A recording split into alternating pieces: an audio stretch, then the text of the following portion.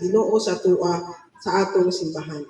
So according sa 1 Corinthians 12:28, ang Ginoo naghatag siya og set of ministries, mga ministries. So naa siya gihatag.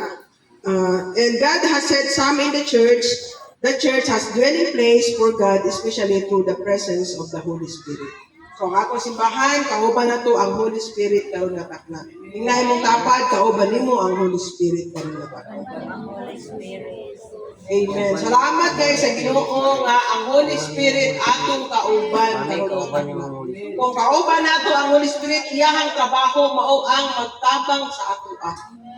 No, mga sa ating Myrna, abi niya wala na magtabang pero naa ang Holy Spirit. Hangad siya sa langit, hangad siya, wala siya nakita ng visible. Pero nasayog siya ng Holy Spirit, imong kauban. Ingon si Jesus, kung may kailan siya, padulong na siya sa langit, ingon siya nga, ayaw mo magkabalaka. Kaya sa akong paglakaw, akong gibilin ang inyong magtatabang, mao ang Holy Spirit. Mamoy mo tabang sa inyo. So maayo kaayo kay ang ato ang atong gibasa karon nag-ingon ang Ginoo naghatag og lugar para sa simbahan, lugar para sa mga magtutudlo, lugar para sa mga milagro. Naay milagro. No, milagro. Ano siya? Naay mga regalo, mga gifts, naay regalo sa magkaayo. Sa akong simbahan gibutang as Ginoo.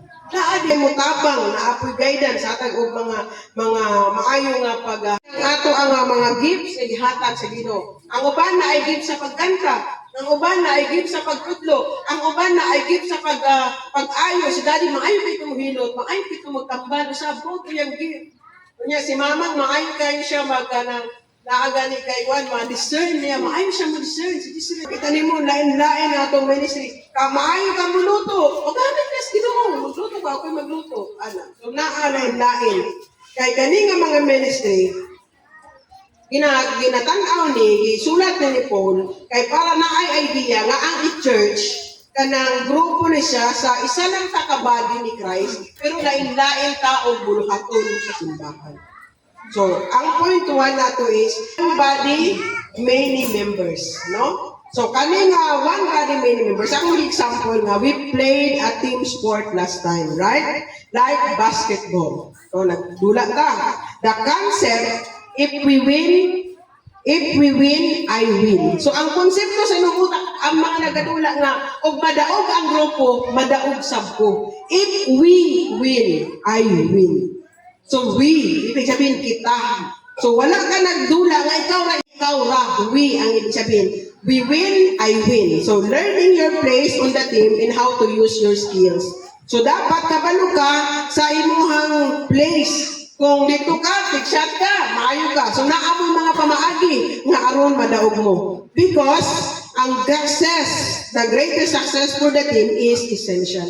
Importante kaayo nga kabalo ang isa ka membro sa team kung asa pod iyahang lugar. No? Ani usahay dili po kinahanglan jud nato ni nga maistudihan kay sa isa ka simbahan dili po usahay mag-abot ang kanang luod pod sa isa ka team, sa isa ka simbahan. Kay ang pastor yahon na tanan. Di ako may ako na. Tanan na nagayaha. Magluto ako na iluto. Na. Ako na lang limpyo. Ako na lang tanan. So, mahimo siyang samo. Mahimo siyang walay unity. So, ang isang church, importante kaayo ang team. One body, pero daghantag member. Importante ang ministry of health. Importante siya kaayo nga atong matun-an. Para kapaluta nga natay teamwork. So, muna ingon ni Lola, atong Sunday, ato ang bisita nga. Ingon siya, tabangan ninyo ang kabaho, dili lang na sa pastor. Tabangin ninyo para ang panalangin sa Ginoo muawas pud sa inyo. Kaya ang team chemistry, kay kung kani ma-distract, no? Unya, ang nga naman, ma-distract ni kay kung isa ka team member na to, dito na lang katanan sa nagsalig sa iyaha, masubrahan po siya kakapoy. Maadto na tanan sa iyaha ang ayahang tanan na lang iyaha makuangko niya. So unsay mahitabo? Murag ikaw nga ka-team member, mabati nimo nga murag wa man ko naka-contribute ayon. So unsay ba pahipi-hipi na lang. Gifts nga gihatag sa Ginoo. So kung ikaw ang imong spiritual gift mag-ampo, nga sa dihang pag-ampo nimo maayo gyud ang imong giampuan, gamitan na. Ampui ang nagsakit. ang mga inahan na sila yung mga spiritual gifts, ihatag ni espesyal sa kakainahan. Kay ilahang abilidad mao ang pag-ampo sa ilahang mga anak nga nagsakit. Mao na lang nga dapat imong tuuhan ang imong giampo. Giampo nimo nga maayo tuuhan nimo. Ang atong last point 2 is using your spiritual gifts, no? 1 Corinthians 12:8, your spiritual gifts and where you fit in the body of Christ is appointed by God. Ibig sabihin, kanang imuhang abilidad, ang Ginoo ang nag-appoint anak. So kung ang imong abilidad, himo kang leader, then ang Ginoo ang nagbutang nimo diha mao nang na leader ka. Importante gyud ang matag membro sa anak sa Ginoo. Importante. So ibig sabihin sa atong mga panimalay, kung gibutang nimo ang Ginoo nga maoy imong bana, sunod ang Ginoo, mama, ang Ginoo, papa, mama, o mga anak, kung gibutang nimo siya ang Ginoo nga mo'y sentro sa inyong kinabuhi, essential ang bawat membro sa imong panimalay. Kay tan-awon gyud na sa imong amahan, mao atong Ginoo ang matag membro sa imong panimalay. Nagwapo kayo. Ibig sabihin, nga kung naay magsakit, tan-awon gyud sa Ginoo. Ang Ginoo naghatag og mga lain-lain nga ministry of health. Kaning mga ministry of health, kanini siya ang mga supernatural ministry. Kaya nga naman, kung muani ka diri, magtatrabaho ka diri, ibig sabihin ministry of health, nagalihok ka para sa Ginoo. At ikaw gipili sa Ginoo mag-atrito pagtabang dito, gi-appoint ka sa Ginoo. Wapo ba mahimong appoint? Ma-appoint ka? Wapo kayo. Kung ang ato ang chairman, ang ato ang kanang barangay captain mag-appoint sa tuwa, lipay kay tawag gi-appoint pa ako. Malipay kita, ako pa ang taga-pamayapa, hindi napita. So malipay kita. So salamat sa Ginoo nga kaning mga ministry of health, importante kaayo ni siya sa ato ang simbahan. Kay gibili ni siya sa Ginoo sa atoa. O gikinahanglan nga, kaya nga naman, kaning mga ministry anointed by God. So, importante kani nga ministry of health kay aron po dili ta mahimag ka division. Bayon ta nga diri ra nga side ang uban dito ra. Pag di na ninyo kalaban yung pastor, tingala na lang po si Sis Maribel na simbahan silang balay. Oh, unsa na pud na tribal ya man pastora. No na anay division, no? Kamanen chaotic na nasamok na. So mo na hinungdan nga ang mga simbahan nagkabulag-bulag. So, importante nga, ato jud ni siya makitaan ang ministry of health.